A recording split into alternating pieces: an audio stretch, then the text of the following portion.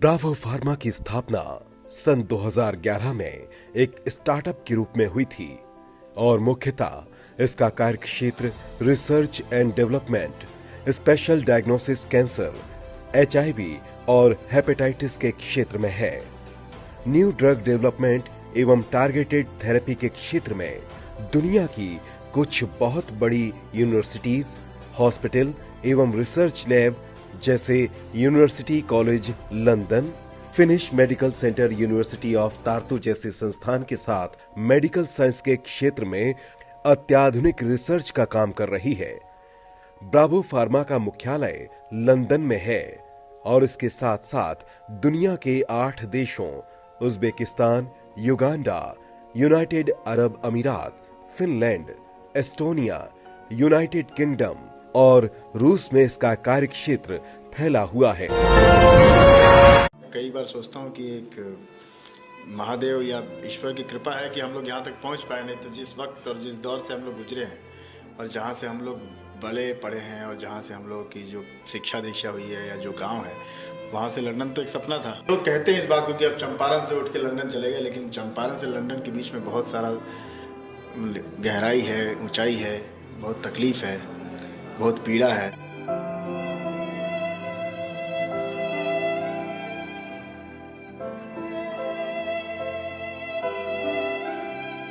नमस्कार, today Bihar news देख रहे हैं आप। मैं हूं आपके साथ प्रकाश सिंह। कहते हैं ना कि मंजिल उन्हें ही मिलती है जिनके सपनों में जान होती है, पंख से कुछ नहीं होता, हौसलों से ही उड़ान होती है। और इसे कर दिखाया है बिहार के मोतिहारी के लाल राकेश पांडे ने।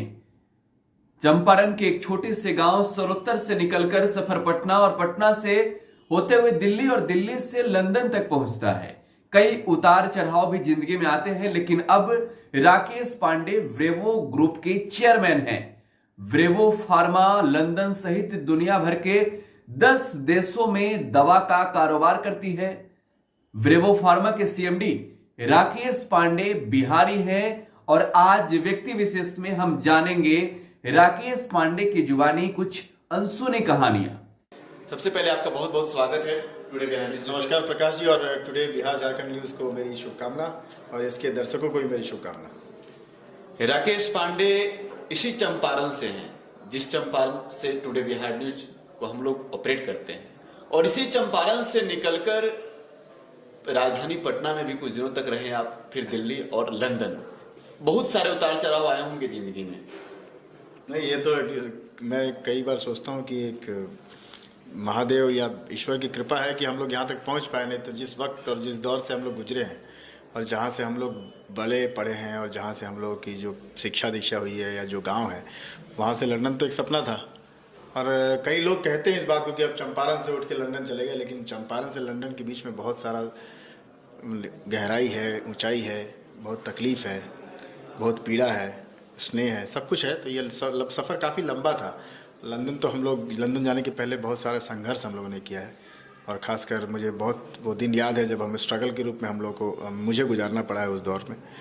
तो ये एक लंबा सफ़र है, लेकिन हाँ, खुशी होती है कि कम से कम आज उसी चंपारण से मैं हूँ जिस चंपारण के प्रकाश जी बैठ के मेरा इंटरव्यू ले रहे हैं। संघर्ष तो लंबा है, लेकिन संघर्ष की कहानियां क्या है, कुछ बताइए। संघर्ष की कहानी है कि ये मंगल सेमिनरी स्कूल है, वहाँ पे मैं पढ़ता था। और पढ़ता क्या था, मतलब वहाँ पे 9वीं और 10वीं में मेरी पढ़ाई हुई है। उसके बाद मैट्रिकुलेशन का रिज़ल्ट आया, फिर आप पटना पहुँच गया। पटना पहुँच गया तो ऐसा लगा था कि साइंस कॉलेज या बीएन कॉलेज में किसी में एडमिशन हो जाएगा, लेकिन ऐसा हुआ नहीं क्योंकि मार्क्स उतना अच्छा था नहीं। उसके बाद एडमिशन हम लोगों ने एक आरपीएस नया टोला में एक छोटा सा कॉलेज था, वहाँ लिया। लेकिन साइंस कॉलेज में मैं क्लास करता था, सबसे पिछली बेंच पे बैठ के। एचसी वर्मा की क्लासेस वगैरह फिजिक्स में होती थी तो मैं करता था। और फिर वहाँ से मैं दिल्ली चला गया, सोचा तैयारी करूँगा, लेकिन उसमें भी सक्सेस नहीं हुआ। फिर गैप ईयर हो गया, फिर first year Delhi university correspondence में एडमिशन लिया, फिर सेकेंड ईयर में रेगुलर कोर्स हुआ। तो कुछ अजीब सी चीज़ होती रही। पार्ट टाइम जॉब भी किया, अपना ट्यूशन भी लोगों को पढ़ाया। हम लोग देखिए पटना में पार्ट टाइम जॉब किया, अखबार कई बार हम लोगों ने अखबार भी बेचे हैं। मौर्य होटल में जो वेडिंग पार्टी होती है, शादी की पार्टी होती है, उसमें मैंने उसमें काम किया है, तो दोस्तों के साथ मिलके। तो उस समय उसके बाद दिल्ली गए तो दिल्ली में मेरे को वहाँ ट्यूशन का बड़ा स्कोप था। अगर आपका फिजिक्स केमिस्ट्री मैथ अच्छा है तो ट्यूशन का स्कोप बहुत अच्छा था, तो ट्यूशन भी पढ़ाया है लोगों को। वहाँ पे 2-3 मार्केटिंग कंपनी थी, जैसे ORG मार्क थी, IMR भी थी, तो इन लोगों के लिए मार्केटिंग सर्वे का भी काम किया है।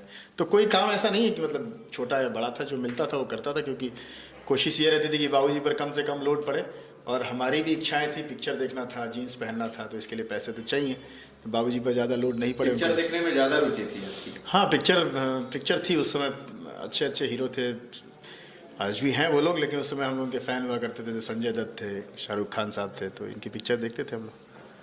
तो उसके लिए पैसे की ज़रूरत है, तो पैसा तो या तो आप अपने पिताजी के पैसे को खर्च करें, या आप खुद से कोई ना कोई छोटा मोटा रोज़गार करके पैसे कमाएं।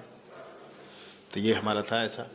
उसके बाद दिल्ली के बाद फिर वापस मैं 2003 से थोड़ा सफ़र चेंज हो गया, जब मेरी शादी हुई। 2003 में मेरी शादी हुई, और मेरी वाइफ जो थी वो मिरांडा हाउस में थी, दिल्ली यूनिवर्सिटी में, और हमारा लव मैरिज है। तो शादी के बाद से चीज़ें बदलती चली गई, थोड़ा और दायित्व तो हो गया परिवार का। जनरली लोग कहते हैं कि शादी के बाद लड़का सुधर जाता है, तो शायद हम लोग सुधर गए। और फिर 2008 तक 9 तक तो नॉर्मल चली ज़िंदगी। मैंने कॉन्ट्रैक्टरी किया, बहुत छोटे छोटे काम किए, बॉम्बे में भी काम किया। लेकिन 2011 के बाद से फार्मा कंपनी बनाई, फिर मैं उज़्बेकिस्तान शुरू किया, इंटरनेशनल में पहला बिजनेस। फिर उज़्बेकिस्तान के बाद मैं फ़िनलैंड चला गया। फिर मैंने वहाँ पे एक कंप्यूटेंट सेंटर फॉर कैंसर रिसर्च था, एक संस्था थी, उसको मैंने ख़रीद लिया जो कैंसर में रिसर्च करती है। फिर मैं यूनिवर्सिटी कॉलेज ऑफ लंदन के साथ टाई अप हो गया। फिर डेनमार्क गया, डेनमार्क में डैनिश टेक्नोलॉजी पार्क के साथ टाई अप हुआ। फिर हम लोग लंदन गए, लंदन में यूनिवर्सिटी कॉलेज था। फिर US में जॉन्स हॉपकिंस था। तो ऐसे करते करते आपके मतलब सफ़र में चीज़ें मिलती गई और आप उनको संभालते गए, तो आज एक मुकाम हो गया। और सब मुकाम हासिल होने के बाद ऐसा लगा कि चंपारण के लिए भी कुछ करना चाहिए, क्योंकि चंपारण का कर्ज तो है, चंपारण के हैं तो चंपारण का कर्ज है। आप जैसे बता रहे हैं कि आपकी शादी लव मैरिज हुई थी, यानी राकेश पांडे की जिंदगी में प्यार के जो किस्से हैं वो हुए हैं, कहानियां बनी हैं, तो आप बताना चाहेंगे? मैं बिल्कुल बताएंगे। देखिए, हर बच्चा, अब जब आप भी कॉलेज में रहे होंगे और जाते हैं, तो आपको लगता है कि आपकी दोस्त होती है, या आपकी गर्लफ्रेंड होती है, या आपकी शादी हो जाती है। तो हम लोग भी उसी दौर से गुजरे हैं, पिक्चर देखे हैं, पिक्चर दिखाया है। एक वाक़या है, आपको बताऊंगा, बहुत शानदार वाक़या है। मेरी वाइफ के साथ मैं डेट कर रहा था, मतलब हम लोग संडे के संडे घूमने जाते थे। तो हर बच्चे में आपने देखा होगा कि वो अपने गर्लफ्रेंड के सामने ये साबित करना चाहता है कि मैं बहुत ही शरीफ हूँ और बहुत पैसे हैं मेरे पास और मैं बहुत ख्याल रख सकता हूँ तुम्हारा। ये हर ऐसे ही होता है। तो हम अपनी वाइफ, जो हमारी गर्लफ्रेंड थी, उनके साथ हम चले गए, और वहाँ पे हम लोगों ने एक रेस्टोरेंट था, TGIF रेस्टोरेंट, बहुत महंगा रेस्टोरेंट होता है। वहाँ हम लोग गए, तो मैंने अपनी वाइफ को कहा कि अब चलो ऑर्डर करो, कुछ खाते हैं। तो उसमें जो सबसे मिनिमम था, जो सबसे सस्ता था, उसकी कीमत 100 रुपये से शुरू होती थी, और हमारे पास 200 रुपये थे ही, हमें पिक्चर भी देखना था। तो हम लोगों ने एक गिलास पानी पी के हम लोग रेस्टोरेंट से बाहर आ गए। तो एक किस्से जो है सो एक यादगार किस्सा बना जो आज हमारे चलमा। तो एक राकेश पांडे जो ब्रेवो फार्मा चलाते हैं, 7 देशों में इनकी दवा की कंपनी है, और एक राकेश पांडे जिनको चंपारण समाज सेवी कहती है, समाज सेवा के हर क्षेत्र में काम करते रहे, हाथ बढ़ाते रहे हैं, और अभी चंपारण में एक ब्रेवो फाउंडेशन आप चला रहे हैं। तो फाउंडेशन क्या काम करता है? देखिए, ब्रेवो फार्मास्यूटिकल जो है वो तो कंपनी है। तो कंपनी का जो मुख्य कार्य है वो है रोजगार करना, व्यापार करना, पैसे कमाना, बिक्री करना, क्रय करना। लेकिन मुझे चंपारण के लिए कुछ करना था, और चंपारण के लिए अगर मैं कुछ करना चाहूँ तो या तो मैं एज ए व्यक्तिगत रूप से कुछ करूँ और लोगों को कहीं ना कहीं मदद पहुँचाऊँ, या फिर एक फाउंडेशन बनाई जाए जिससे कि CSR के अंतर्गत, कॉर्पोरेट सोशल रिस्पॉन्सिबिलिटी जो होती है, उसके अंतर्गत ज़्यादा से ज़्यादा लोगों को लाभ पहुंचाया जाए। हर एक कॉर्पोरेट हाउसेस का एक योगदान होना चाहिए समाज के निर्माण में, समाज के भलाई में। तो मुझे भी लगा कि एक ब्रावो फाउंडेशन बनाई जाए और उससे चंपारण का भला किया जाए, और चंपारण में जो शिक्षा, रोजगार और जो आपके स्वास्थ्य का क्षेत्र है, इन 3 क्षेत्रों को लेकर हम लोगों ने काम शुरू किया। काफ़ी कंट्रोवर्सी भी रही, क्योंकि कई बार जब मैंने काम शुरू किया तो लोगों को लगा कि प्रायः जो होता है कि एक व्यक्ति समाज सेवा करता है और समाज सेवा करने के बाद वो धीरे से पब्लिक के सामने अपनी डिमांड रखता है कि अब मुझे नेता बनना है, आप मुझे नेता बना दीजिए। तो मेरे साथ भी कंट्रोवर्सी जुड़ी रही, लोगों को लगा कि कहीं ना कहीं राजनीतिक मनसा से। राकेश पांडे बीजेपी में जुड़ गए इसलिए, और सवाल नहीं, मैं संघ से तो देखिए 89 से संघ से जुड़ा हुआ हूँ, मैं शाखा करता आया हूँ, मैं भरतपुर से शाखा में ज्वाइन किया था, और मेरी विचारधारा भी राइट विंग की है, मैं राष्ट्रवाद की तरफ ज़्यादा ध्यान देता हूँ। तो जुड़ना बीजेपी में, वो भी मैंने एक एनआरआई सेल का काम किया और उसमें बीजेपी मतलब देखिए हम लोग संघ के लोग हैं, हमें पार्टी से कोई बहुत मतलब नहीं रहता है, विचारधारा से मतलब रहता है और जो क्रियाकलाप है उस पर विशेष ध्यान रहता है। मतलब कभी आपने मेरे को नहीं देखा होगा किसी माननीय के साथ मैंने अपनी तस्वीर खिंचवाई हो या किसी माननीय के किसी फंक्शन में मैं गया हूँ। मैं स्वतंत्र हूँ और मैं अपने अपने मूल्यों के हिसाब से समाज के लिए काम करता हूँ। बिहार में जैसे आप रोजगार की बात कर रहे हैं, तो रोजगार ब्रेवो फाउंडेशन देगी या फिर ब्रेवो फार्मा? देखिए फार्मा तो फैक्ट्री है तो ऑफकोर्स यहाँ 100 से 150 लोग काम करेंगे। बिहार में भी आपकी जो ब्रेवो फार्मा है वो तो रोजगार देगी। फाउंडेशन के थ्रू भी हम लोगों ने रोजगार का सृजन किया। देखिए आज एक फाउंडेशन यहाँ खुल गया तो कम से कम 20-25 लड़के हैं जो काम कर रहे हैं। आगे भी जब हम लोग अलग अलग क्षेत्रों में काम करेंगे और लोगों की आवश्यकता पड़ेगी तो लोग इसमें कहीं ना कहीं फाउंडेशन से भी जुड़ेंगे। अभी हाल में हम लोगों ने जो सैनिक परिवार से, शहीद सैनिक परिवार से लोग थे, उनको 5 लोगों को नौकरी दी है। तो कहीं ना कहीं एक छोटा ही सही लेकिन योगदान तो हम लोग समाज में कुछ ना कुछ दे रहे हैं और जैसे जैसे इसका रूप बृहत होता जाएगा इससे मिलने वाली सुविधाएं भी समाज को बड़े रूप में, बड़े पैमाने पर मिलेंगी। बिहार में ब्रेवो कोई कंपनी स्थापित कर रही है? ब्रावो फार्मा की एक तो यूनिट हम लोग लगा रहे हैं बिहार में। दूसरी चीज मैं आपके माध्यम से, शायद आप पहले व्यक्ति होंगे जिस बात को ब्रेक करेंगे, हम लोगों ने बिहार सरकार को एक प्रपोजल दिया है कि एक सेंट्रलाइज लैब सिस्टम, और उससे क्या है कि पूरे बिहार के जितने भी जिले हैं उनको जोड़ा जाए और उस पर एक यूनिफॉर्म प्राइस, एक न्यूनतम प्राइस पर आपके खून की जांच, पेशाब की जांच उपलब्ध कराई जाए और वो जो प्राइस होगी वो आयुष्मान में जो प्राइस निर्धारित है वो होगी। तो इसका मतलब ये हुआ कि अगर कोई पेशेंट है, आज की डेट में किसी पेशेंट की अगर तबीयत खराब होती है तो वो अगर जांच करवाने जाता है अपना खून या पेशाब, तो उसको लेबोरेटरी की जांच कराने में उसको कोई फिक्स प्राइस नहीं है। कोई लैब अलग मुँह मांगी पैसे लेते हैं और कोई निर्धारित पैसा नहीं है, निर्धारित उसकी शुल्क नहीं है। हम लोगों ने एक सरकार को प्रपोजल किया कि जो आयुष्मान का रेट है उसी रेट में पूरे बिहार की जनता का जो लेबोरेटरी जांच है वो उपलब्ध कराई जाए और सेंट्रलाइज हो, ऑथेंटिक हो। और मुझे लगता है इससे आने वाले समय में गरीब लोगों को बहुत लाभ होगा क्योंकि उनको एक फिक्स प्राइस देनी पड़ेगी। सरकार ने आपकी बात सुनी? जी, सरकार ने हमारी बात सुनी और सरकार ने हमसे प्रपोजल मांगा है और ये प्रपोजल स्टेज में, मुझे लगता है ये काम भी हो जाएगा, बहुत जल्द हो जाएगा। तो हम लोगों का है कि हर एक जिला मुख्यालय को पटना के से जोड़ना और पूरे जिले के जितने भी ब्लड सैंपल्स हैं उनको कलेक्ट करके एक जगह से सेंट्रलाइज रिपोर्टिंग करना, इससे, और वो भी आयुष्मान के न्यूनतम दर पर। तो उससे क्या लाभ होगा कि गरीब व्यक्ति को कोई लूट मार नहीं मचाएगा उनके साथ, कोई उनके साथ धोखाधड़ी नहीं करेगा। चंपारण के लिए क्या कर रहे हैं राकेश पांडे? देखिए चंपारण के जो युवा हैं, देखिए चंपारण में मैंने कहा मेरा मुख्य था कि मैं उद्योग कर, अब जैसे हम लोगों ने एक कार्यक्रम किया कि 5000 लोगों को 2 साल में कृत्रिम पैर लगवाने हैं या कृत्रिम हाथ लगवाने हैं। चंपारण से उसकी शुरुआत की, लगभग 200 आदमी के आसपास लोग उससे लाभान्वित हुए। आगे भी हम लोग का प्लान ये है कि ब्लॉक स्तर पे ये काम करें, हर ब्लॉक स्तर पे जाएं। एक मेरी इच्छा थी बहुत दिन पहले कि फिट मोतिहारी, हिट मोतिहारी, अगर आप दुरुस्त हैं, फिट हैं, तो मुझे लगता है आने वाले समय में हम लोग जिम भी शुरू करेंगे। तो जो हो सकता है, जिस क्षेत्र में मैं वैसा कंट्रीब्यूट करता हूँ, लोगों का इलाज हो चाहे जो हो, जो संभव है हमसे, मतलब अब हमारी भी सीमा है और हम लोग कोशिश कर रहे हैं कि सरकार के साथ मिलकर काम करें, कि सरकार के आप सहभागी बने एक जी, और एक अच्छे नागरिक का कर्तव्य निभाएं। चंपारण के युवा आपको अपना इंप्रेशन समझते हैं, कहते हैं कि राकेश पांडे को देखकर, राकेश पांडे जिस राह पे चल रहे हैं, तो आपके साथ जो युवा जुड़े हैं अगर वे भी आगे जाएंगे तो उन्हें क्या मैसेज देना क्या मैसेज? देखिए कहावत है कि वर्तमान ही भविष्य का निर्धारक होता है। तो जो आप वर्तमान में कर्म करते हैं उसी हिसाब से आपका भविष्य निर्धारित होता है। मुझे ये लगता है कि आप जैसे कहते हैं ना कि युवा आपको देख के आकर्षित होते हैं, या एक्चुअल में मुझे देखिए तो मैं इन युवाओं को देख के यहाँ आया, मैं इन युवाओं को देख के यहाँ आकर्षित होकर आया हूँ। मुझे लगता है कि मुझे इनके साथ अगर इंसाफ करना है और इनके लिए कुछ करना है तो इनके साथ मिलकर करना होगा। अब रही बात कि मैं ये एक्सपेक्ट करता हूँ कि सिर्फ एक राकेश पांडे नहीं होना चाहिए चंपारण में, हजारों राकेश पांडे की जरूरत है और ये जितने भी युवा हैं उन सब में इतनी क्षमता है, इतनी ताकत है कि मेरे से भी अच्छा राकेश पांडे बन के दिखा सकते हैं। चलिए, एक और सोशल मीडिया के माध्यम से मुझे जानकारी मिली थी, राकेश पांडे के पास अपना उड़ान भरने वाले भी।